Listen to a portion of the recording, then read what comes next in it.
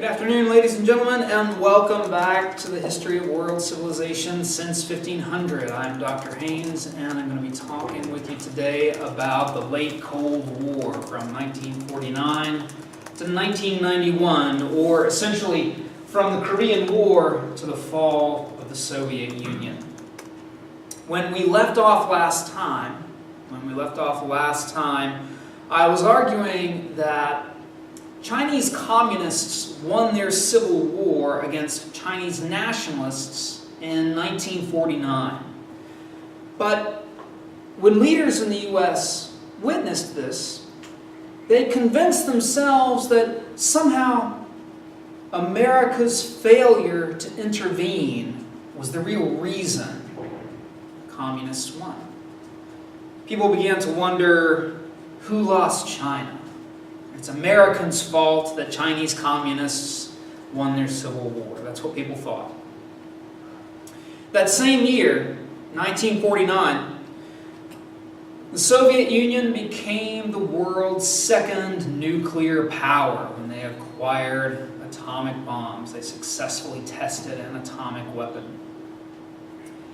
Those two events in 1949 locked Americans into a rigid Cold War mindset. They believed they had to relentlessly oppose communism everywhere in the world, all the time, at any cost. The specter of global Soviet communism was always on the horizon. So, in 1950, the administration of President Harry S. Truman adopted a new, more aggressive national security policy. Call it NSC 68. NSC 68. Under this new, more aggressive national security policy, the United States would no longer merely attempt to contain Soviet communism from spreading. Instead, Americans would strive for victory over Soviet communism. So, to achieve that goal, the United States began a massive and permanent increase in military spending. In response, of course, the Soviet Union also began a massive, permanent increase in military spending. Essentially, the two great superpowers locked themselves into an arms race. And that brings us back to our major questions from last time and leaves us with a couple of new major questions that we'll introduce today. So from last time, I want to continue working on this question. Why and how did the Cold War develop? Number two, how did the Cold War affect the rest of the world, not just the superpowers? Our two new questions for the day will focus largely on the Soviet Union. What ultimately led to the fall of the Soviet Union? And how did Soviet leaders respond to problems they faced in the run-up to that collapse? So, with those questions in mind, I'm going to lead you through some of the problems that both superpowers faced in this age of Cold War, and then we'll go through the ultimate collapse of the Soviet Union. So, as the U.S. and the Soviet Union both embark on this great arms race, the expectation of war became a self-fulfilling prophecy. But as I suggested last time, the U.S. and the Soviet Union fought a series of proxy wars where they each supported or gave aid to opposing sides in local conflicts. This began in Korea in 1950. Remember that Japan had occupied the Korean peninsula ever since about 1910. As part of its own imperialist expansion, it had occupied the Korean peninsula all the way from 1910 up through the end of World War II. But as Japan began to retreat near the end of World War II, the Soviet Union invaded northern Korea. In 1945, the U.S. insisted on partitioning Korea, that is, dividing it in half into a northern and a southern portion, to balance Soviet power. So already in 1950, you see American leaders are sort of living in fear of the expansion of Soviet communism around the world. Soviet troops occupied northern Korea, and they encouraged the development of a communist state under a dictator named Kim Il-sung. Kim Il-sung is the grandfather of North Korea's current leader, Kim Jong-un. So Soviet troops occupied northern Korea, and they encourage a communist state there under this dictator Kim Il-sung, the grandfather of the current dictator. U.S. soldiers occupied the southern portion of Korea, and they supported an authoritarian, anti-democratic, but also anti-communist regime. In 1948, both Soviets and Americans withdrew from this partitioned, divided Korea on the assumption that Koreans would soon hold democratic elections and decide the fate of their country together. They'll hold democratic elections nationwide and decide the future of their country. But instead, 80,000 North Korean troops invaded South Korea. The United Nations quickly condemned that invasion. American leaders became convinced it was a Soviet plot. So, President Harry Truman deployed U.S. troops in combat in Korea. 15 other members of the United Nations soon joined that fight. Ultimately, the Korean War lasted for 3 years. It took the lives of 30,000 American soldiers and 2 million Koreans.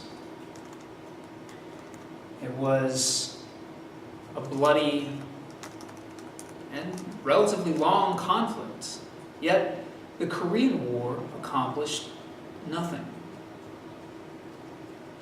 In the end, the combatants in the Korean War accepted what historians sometimes call the status quo antebellum. Roughly translated, that is, the state of things as they were before the war. The status quo antebellum. Right? Nothing changed. At the end of the war, the status is the same as it was before the war. So this deadly, devastating war accomplished nothing. Of course, Korea remains divided to this very day, though relations between North and South Korea seem to be thawing a little bit. We'll see what happens there. But it leaves us with a question. If the Korean War accomplished nothing, why did Korea matter to the United States in the 1950s? Why should Americans care if a relatively small country, half a world away, was ruled by communists? Why bother? Yeah, who cares? It's none of America's business. By the early 1950s, a deep anti-communist hysteria had taken hold of the United States. A kind of paranoia. Americans became locked ever more deeply into this reactionary Cold War mindset. They believed that they must oppose communism everywhere, all the time, at any cost, even if it means sacrificing democracy itself. It's strange to consider. Americans see themselves as the guiding lights of freedom and democracy, yet they're willing to oppose communism at any cost, even if it means sacrificing democracy itself.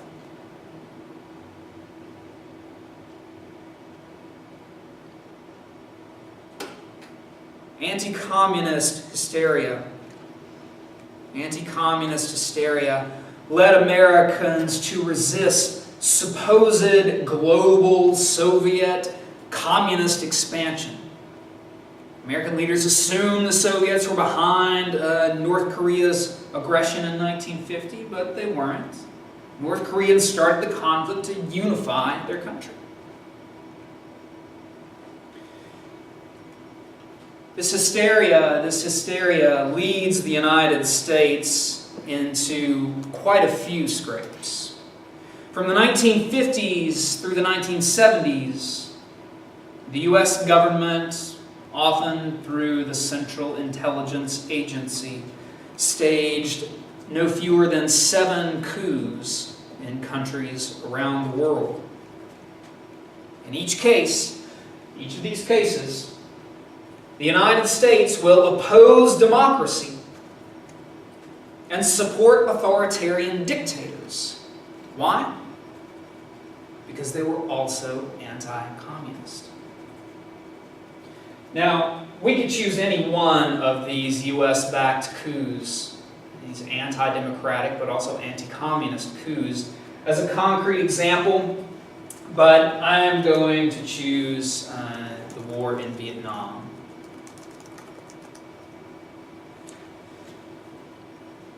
So, Vietnam. Remember that Vietnam had been a French colony, the French colony of Indochina, since the 1800s, the late 1800s. During World War II, the French had essentially abandoned Vietnam when Japan invaded. So the Vietnamese people were left to wage a war of independence against Japanese invaders.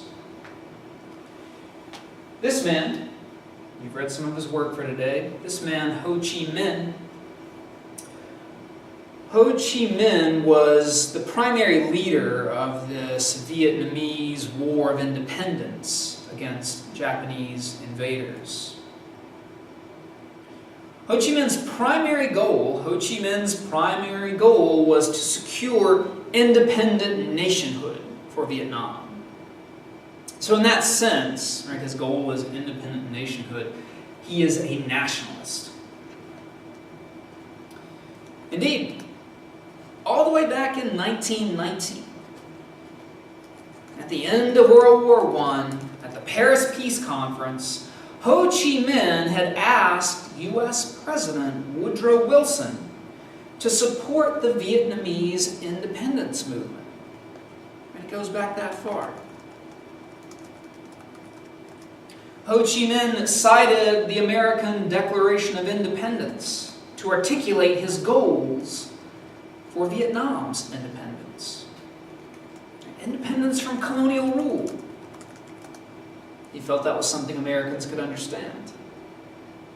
Yet, President Wilson declined to support the Vietnamese independence movement. In 1945, at the end of World War II, Ho Chi Minh again asked U.S. leaders to support the Vietnamese independence movement. As you know from your reading, Right? You read the Vietnamese Declaration of Independence, so you know that Ho Chi Minh quoted the American Declaration of Independence. But he also quoted the French Declaration of the Rights of Man and the Citizen. Right? You've read these documents. You see the obvious similarities, right? Ho Chi Minh is emphasizing that Vietnamese people endorse the highest ideas of liberalism. Democratic Republican government, the consent of the governed, liberty, equality. So you'd think it'd be an easy sell. But both the United States and France declined to allow free democracy in Vietnam in 1945. Instead, the United States actually supported French colonial rule in Vietnam. Now, Ho Chi Minh was a nationalist first. The primary goal is free, independent nationhood for Vietnam. But Ho Chi Minh had used socialist ideas as a way of organizing resistance to French colonial rule. The U.S. was determined to stop the spread of communism in Asia, especially after 1949, when Chinese communists won their civil war, and especially after 1953, when the United States failed to roll back communism in Korea. So, by 1954, the United States was funding 90% of France's war to suppress the Viet Minh independence movement. So Ho Chi Minh's followers are typically referred to collectively as the Viet Minh. By 1954, the United States is actually funding 90% of France's war to suppress this Viet Minh independence movement. And in whole dollars, it's not a small amount, right? $2 billion a year, $2 billion with a B. Once again, you can see pretty early on that sort of Cold War, paranoid, reactionary hysteria. Oppose communism everywhere, all the time, at any cost. But in 1954, Ho Chi Minh's forces defeated the French, despite American funding. To settle the peace, the French and the Viet Minh signed the Geneva Agreement in 1954. The Geneva Agreement. The Geneva Agreement partitioned Vietnam into northern and southern halves, right, as you can kind of see on the color-coded map here. The Geneva Agreement partitioned Vietnam into northern and southern halves. It also scheduled free, full, fair, democratic elections for 1956. So in these 1956 elections, Vietnamese people would get together and by democratic vote determine the future of their country.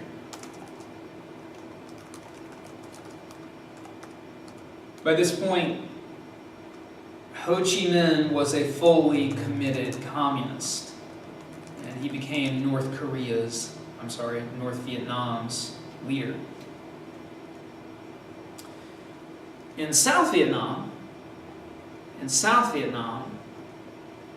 France and the United States collaborated to install a puppet government. The U.S. was determined to prevent communism from spreading. So, they did two things. Two things. First,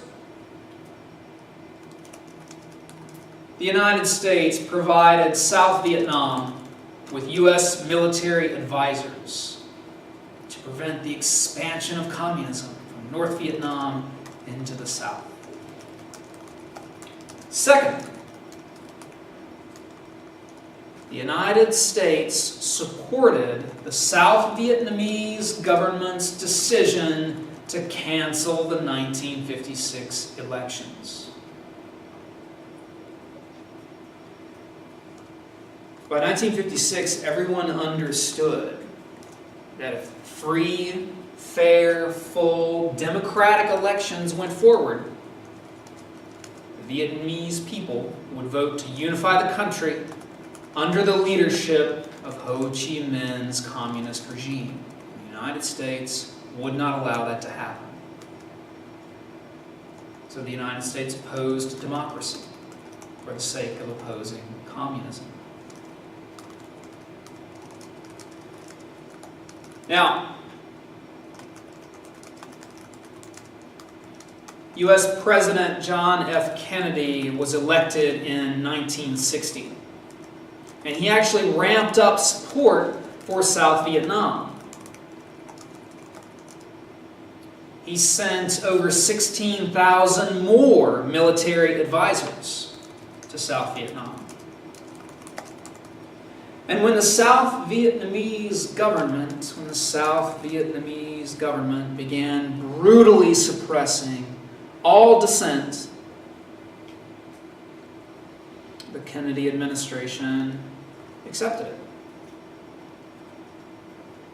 So it's authoritarianism. So it's anti-democratic. Who cares? It's anti-communist. Anything is better than communism. That was the thinking. After John F. Kennedy's assassination in 1963, his vice president, Lyndon Baines Johnson, assumed leadership. Johnson dramatically escalated U.S. commitment in Vietnam. In 1964, President Johnson famously lied to Congress and the American people. He said that North Vietnam had fired on a U.S. naval ship in the Gulf of Tonkin off the coast of North Vietnam. That didn't actually happen. It was a lie, but Congress believed it. The American people believed it, at least for a time. In response, Congress declined to declare war on North Vietnam. But it did pass the Gulf of Tonkin resolution, I should say. The Gulf of Tonkin Resolution. The Gulf of Tonkin Resolution gave the president wide but temporary war powers. Just as an aside, that's a really bold moment in American diplomatic and warfare history. Technically speaking, only the United States Congress has the authority to declare war. But the last time the Congress declared war was in World War II. Ever since that point, Congress has sort of abdicated its authority to U.S. presidents to wage war, passing these war powers bills that give presidents wide but usually temporary war powers. The Gulf of Tonkin Resolution is one of the big moments that sets that precedent. Congress is stepping back and handing over authority to the president. In any case, President Johnson was locked into this rigid Cold War mindset. Oppose communism everywhere, all the time, at any cost. And cost it did.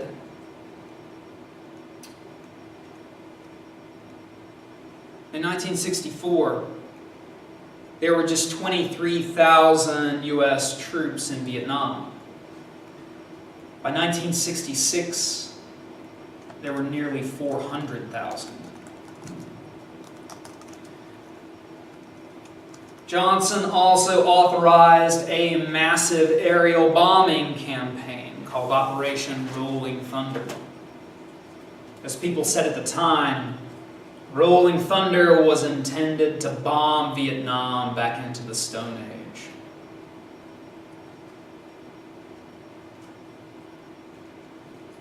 The next photograph is a little bit graphic, but it merits our attention. Under Johnson's escalation, which are these indiscriminate, overwhelming assaults on Vietnamese people suffered.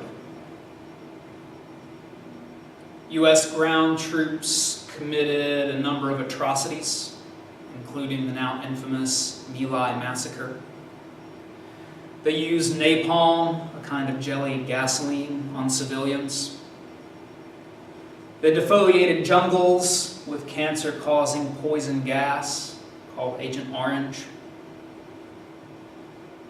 So American war tactics were pretty brutal and often directed at civilians.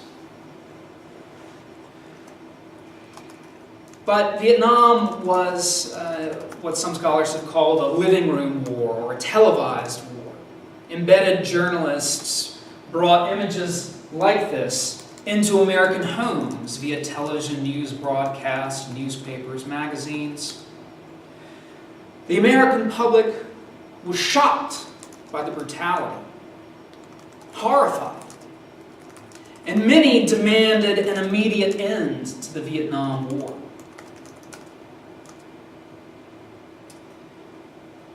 In 1968, Richard Nixon was elected president, in part because he promised to have a secret plan to get America out of Vietnam. The secret was, there was no plan. He used the same tactics everyone else had used. More troops, more bombs, more killing.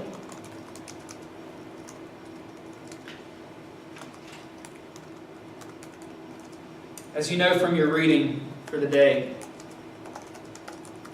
this kind of outsized violence took a terrible toll on Vietnamese people, of course, but it also took a psychological toll on the American soldiers who inflicted the violence.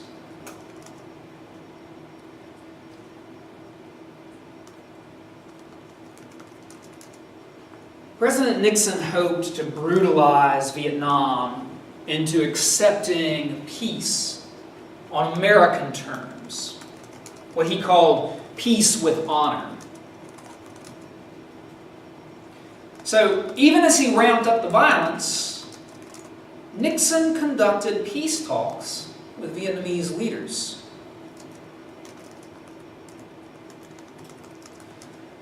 Nixon also called for Vietnamization.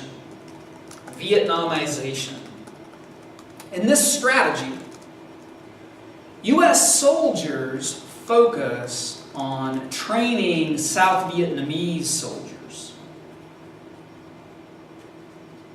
Ultimately, the plan was for these well-trained, well-armed Vietnamese soldiers to take over the fight against communism, while Nixon would then be able to withdraw American troops. Now, ultimately, that strategy proved ineffective, but ironically, it's become a model for America's ongoing conflicts around the world.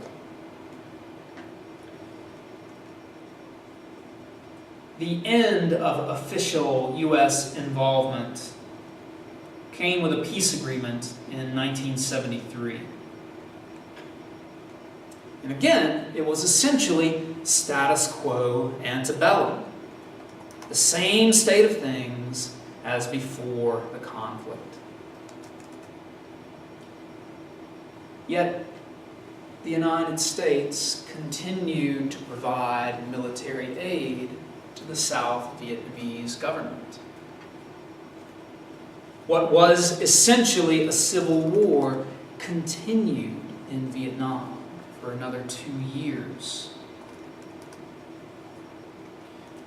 Finally, in April 1975, the North Vietnamese overran the South Vietnamese capital of Saigon.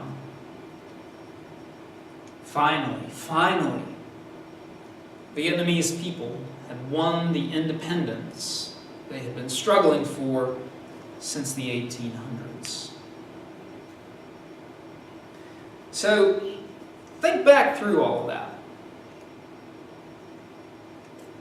China, Korea, Vietnam. In each case, U.S. leaders misinterpreted local conflicts as symbols of Soviet global communist expansion.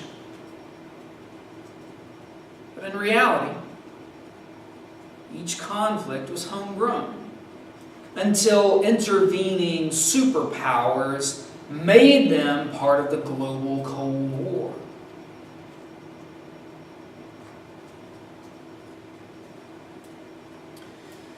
So up to this point, I've focused on U.S. interventions, the U.S. side of the global Cold War. But the Soviet Union was also having difficulty keeping its satellite countries in line. I will walk you through 2 examples of this: East Berlin and Czechoslovakia. Well, maybe 3 examples. But first, East Berlin and Czechoslovakia. So first, East Berlin. Think back to last time. I said that in the immediate aftermath of World War II, the United States, Great Britain, and France agreed with the Soviet Union to divide the city of Berlin and divide the country of Germany. From 1949 to 1961, more than 2 million people escaped from communist East Germany by crossing from the eastern part of Berlin over into the western part of Berlin.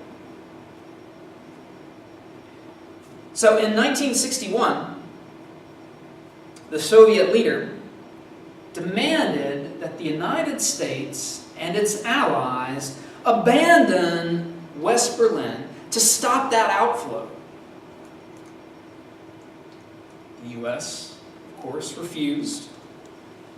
The U.S., in fact, built up its military presence in Berlin and prepared for war.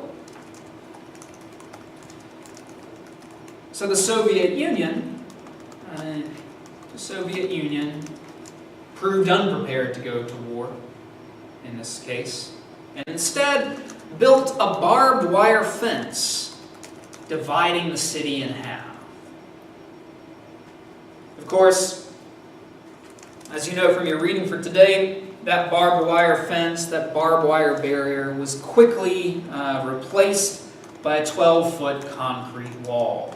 You can see here President John F. Kennedy overlooking this section of the wall. The Berlin Wall stood for the next 28 years, and it became the most hated symbol of the Cold War divide between the democratic, capitalist West and the communist East. Now, you read this really famous John F. Kennedy speech for today. He makes the speech at the wall, and he has lots to say. In this speech, he's using a lot of high-minded, idealistic rhetoric about freedom and democracy. Right? In the first few lines, he writes or says, I'm proud to visit the Federal Republic with your distinguished Chancellor who for so many years has committed Germany to democracy and freedom and progress. Right? He goes on to say that freedom has many difficulties. Democracy is not perfect, but we never had to put up a wall to keep our people in, to prevent them from leaving us. So there's a lot of high-minded rhetoric, but there's also a hard imperialistic edge. Kennedy says, "There are some who say in Europe and elsewhere, we can work with communists, but let them come to Berlin." The implication is democracy is not only superior to communism, it is wholly incompatible with communism. And as he says near the end of the speech, freedom is indivisible. When one man is enslaved, all are not free. So democracy is incompatible with communism. And freedom is indivisible. Okay, so the obvious leap there is that the underlying message is that the U.S. will not tolerate the existence of communism anywhere in the world. And of course, Kennedy was already proving the truth of the U.S. commitment to that ideal in Vietnam.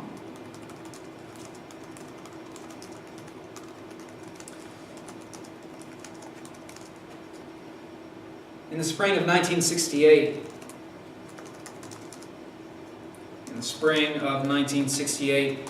Soviet-controlled Czechoslovakia. In the spring of 1968, in Soviet-controlled Czechoslovakia, striking workers and protesting students decried the repressive Soviet puppet government. In what became known as Prague Spring, a reformer came to power in Czechoslovakia's Communist Party. He wanted to keep socialism, as did many of the protesters, but this guy wanted to enhance civil rights. So he began a series of reforms. He lifted restrictions on free speech, freedom of the press, and foreign travel.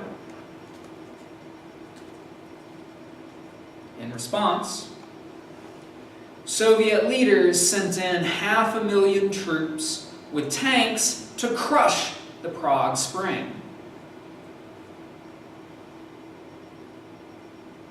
They crushed the reform movement, and Soviets installed an even more repressive government in Czechoslovakia. Building the Berlin Wall and crushing Prague Spring militarily showed that Soviet rule in the Eastern Bloc could only succeed through force. So by the late 1960s, big picture, what I'm trying to get across here, by the late 1960s, the Cold War is really beginning to take its toll on both superpowers, both the United States and the Soviet Union. So, to ease that tension, to ease the anxieties, to control the arms race, to control the nuclear arms race, or at least dial it back just a little bit, Soviet and U.S. leaders begin a period known as détente. Soviet leader Leonid Brezhnev and U.S. leader Richard Nixon agreed to a series of talks in the early 1970s. And they embarked on this period of détente, this relaxation of Cold War tensions. So one of the major sort of results of these talks is what's known as the SALT Agreement, Strategic Arms Limitation Talks, or Treaty. Strategic Arms Limitation Treaty, SALT. Basically, under the SALT Agreement, each side restricted how many intercontinental ballistic missiles it could have. Following SALT, following the SALT Treaty in 1972, Leonid Brezhnev even made an official state visit to the United States.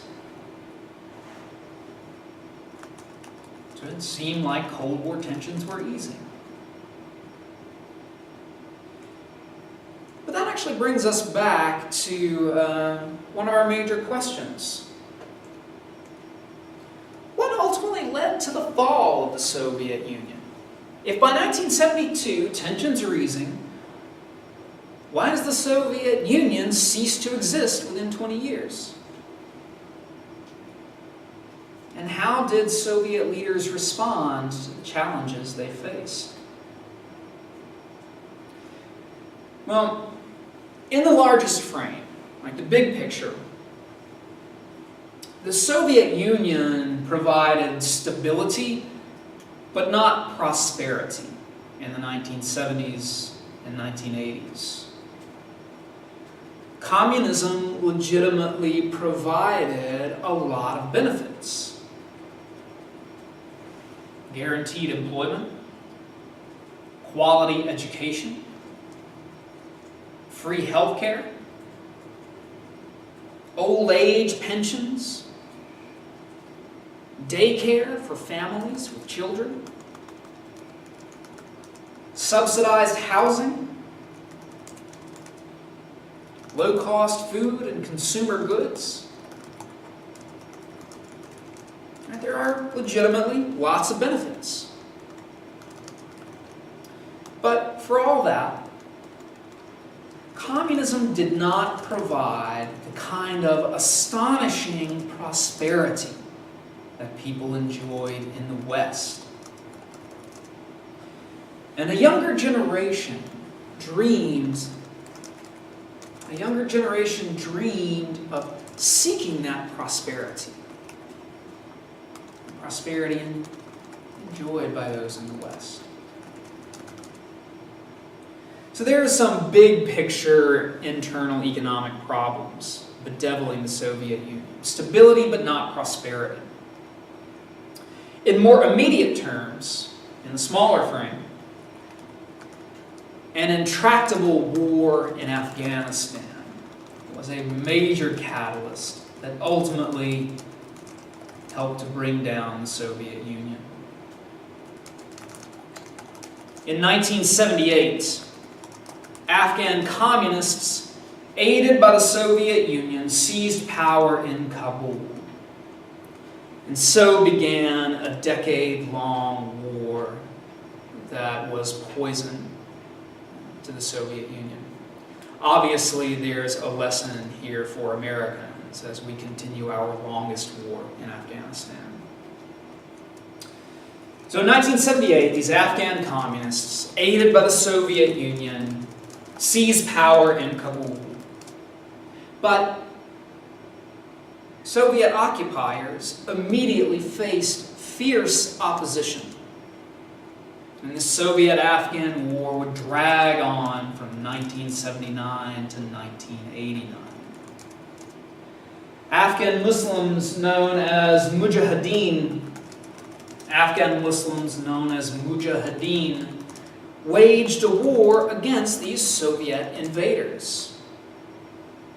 A mujahid is a person involved in jihad, so mujahideen. You pick the point here? Afghan mujahideen believed that they were fighting a holy war against foreign invaders. So they're totally committed. Afghans were outgunned and outmanned, but they were resolute. And they were aided by the United States, usually through the CIA. So why is the United States involved? Well, there's definitely the anti-communist hysteria there, but also think about geography, right? We all know where Afghanistan is now. The U.S. saw the Soviet invasion of Afghanistan as a threat to vital oil shipments from the Persian Gulf. So the U.S. officially abandoned the policy of détente and renewed the arms race. Despite the Soviets' overwhelming advantage with tanks, helicopters, fighter-bomber jets, and sheer numbers, Soviet forces in Afghanistan simply could not defeat the Mujahideen. By the late 1980s, Mujahideen fighters were using American-made, heat-seeking, shoulder-mounted Stinger anti-aircraft missiles, like the one pictured here, to bring down at least one Soviet aircraft per day. So, in a lot of ways, the Soviet-Afghan War became the Soviet Union's Vietnam. This incredibly expensive, incredibly unpopular war. The Soviet public hated it. It just dragged on and on and on, siphoning public wealth out of the country. It was time for fresh leadership. Mikhail Gorbachev,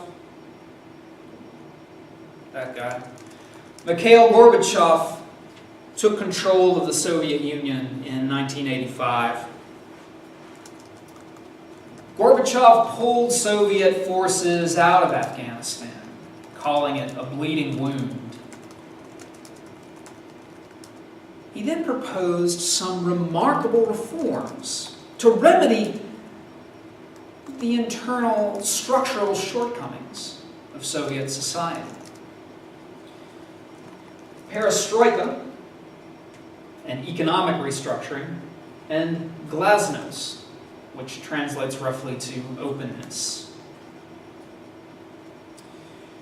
Under the Perestroika set of reforms, Gorbachev restructured the Soviet economy. He experimented with capitalist market incentives, allowing Soviet manufacturers and farmers greater autonomy. With the glasnost reforms, openness, Gorbachev encouraged open discussion of the Soviet Union's problems, as opposed to suppression of free speech. He even held a series of high-level diplomatic meetings with U.S. President Ronald Reagan. And perhaps most shocking of all, in 1988, Mikhail Gorbachev appeared before the United Nations and renounced the use of force. He invited all the nations of the Eastern Bloc to pursue their own paths to socialism. Right, essentially, he's telling them, do what you want, there will be no more Soviet intervention. But instead of pursuing their own path to socialism, some Eastern Bloc nations pursued a path to capitalism and democracy. For example, in 1989, under intense public pressure, the East German communist regime relaxed travel restrictions. And within a matter of hours, exuberant Berliners were tearing down the Berlin Wall to get into free, democratic West Berlin. In March 1990, Germans overwhelmingly voted for unification, and communist East Germany ceased to exist. Indeed, within months, the Soviet Union itself would cease to exist. Each of the 15 Soviet republics began demanding independence as separate nations. And Gorbachev, more or less allowed some local autonomy. But older, hard-line Soviet leaders were outraged. They attempted a coup to restore centralized control. But the president of the largest Soviet republic, Russia, the president of this largest Soviet republic, Russia, this guy, where is it right there, Boris Yeltsin, as the Red Army troops rolled into Moscow, he sort of, with a flourish, leapt atop a tank and rallied crowds of thousands to resist this old-fashioned, hard-line communist coup. The hardliners backed down. They were humiliated. And by 1991, the 15 former Soviet republics were independent. The Soviet Union had lost the Cold War. The Soviet Union ceased to exist. The United States was the last remaining superpower. Finally, the global Soviet communist menace had been defeated. But remember, during this Cold War fight against communism, the U.S. had often opposed democracy itself. The U.S. had often supported brutal dictators, sowing chaos in nations around the world and making a lot of new enemies. Of course, in today's world, we live with that legacy. So, spend some time thinking that through, and we'll see you next time.